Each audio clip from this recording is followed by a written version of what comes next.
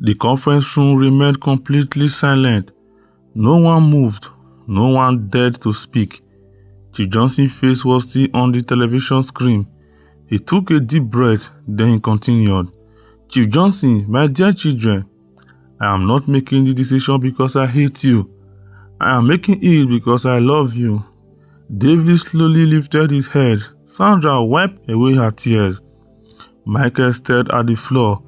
Chief Johnson continued. Chief Johnson, if I leave everything to you, you will believe that money is more important than love. I refuse to let that be my final lesson. The room remained silent.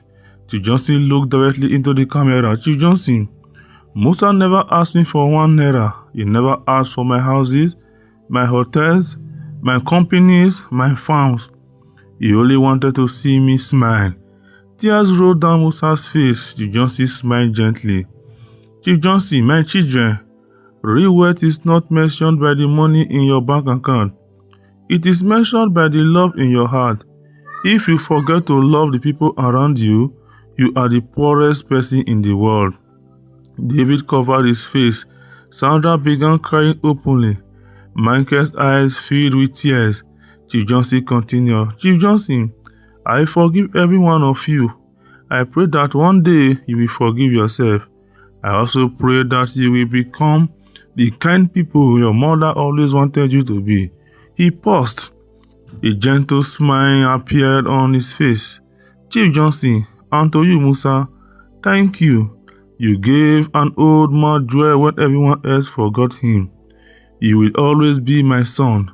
Musa broke down in tears. He fell to his knees. Musa, thank you, sir.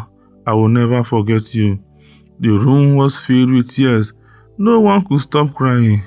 Narrator Chief Johnson's final message was not about money. It was about love. The video ended. The television screen slowly turned black. The conference room remained silent. No one spoke. David slowly stood up. His eyes were red from crying. He looked at Musa for a moment. He could not find the right word. Finally he spoke. David! Musa, I am sorry. I judged you without knowing the truth. I accused you of something you never did. I was wrong. Musa looked at him quietly. He smiled gently. Musa, I have already forgiven you. Sandra stood up. She walked toward Musa. Tears rolled down her face. Sandra, I forgot what really mattered. I was chasing money, but I forgot my own father. She covered her face and cried, Sandra, I wish I had visited him one more time. Michael slowly walked over. His voice shook. Michael, if I could turn back time, I would spend every day with him. But now it is too late. The lawyer quietly closed the file. He looked around the room. Lawyer, Chief Johnson did not leave this video to destroy your family. He left it to bring your family back together. Everyone remained silent. David turned toward Musa. He stretched out his hand. David, Musa, my father called you his son.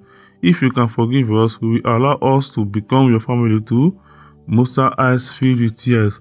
He looked up towards heaven. A smile appeared on his face. He slowly shook David's hand. Musa, yes. That is exactly what Chief Johnson would have wanted. David hugged Musa tightly. Sandra joined them. Michael wrapped his arm around all of them. The lawyer smiled. Tears filled his eyes.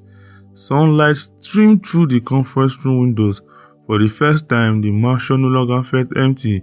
It felt like home again. 6 months later, the beautiful city of Abuja was full of life once again. The morning sun shone brightly. Chief Johnson's company were still growing, but something had changed. Inside the headquarters of Johnson's group, Musa walked through the building. He was no longer wearing his old gardener's uniform. He wore a neat navy blue suit, polished black shoe, and a simple wristwatch. Even though he was now the owner of the company, his heart remained humble. Every employee smiled as he passed. Employees, good morning, sir. Musa smiled warmly. Musa, good morning. God bless you all. Inside the conference room, David, Sandra, and Michael were waiting. The moment Musa entered, they all stood up. David smiled. David, good morning, brother. Sandra smiled. Sandra, we have prepared this small charity report. Michael handed Musa a file. Michael, we have completed the renovation of the orphanage. Musa looked at the report. Tears filled his eyes. This is exactly what you Johnson always wanted, to help people. David nodded. Father taught us too late, but we finally understand. Sandra smiled through her tears. We cannot change the past, but we can honor his memory.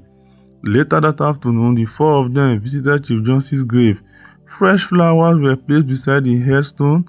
Musa gently knelt down. He smiled. Sir, your family is together again. We promise to protect everything you work for, and we will never forget your kindness. David, Sandra, and Michael bowed their heads together. They said, "Thank you, Dad." The gently breeze blew through the trees. The sun shone brightly across the cemetery. Narrator Chief Johnson left behind great wealth, but his greatest legacy was not his money. It was the love that reunited the broken family. Sometimes one act of kindness can change generations forever.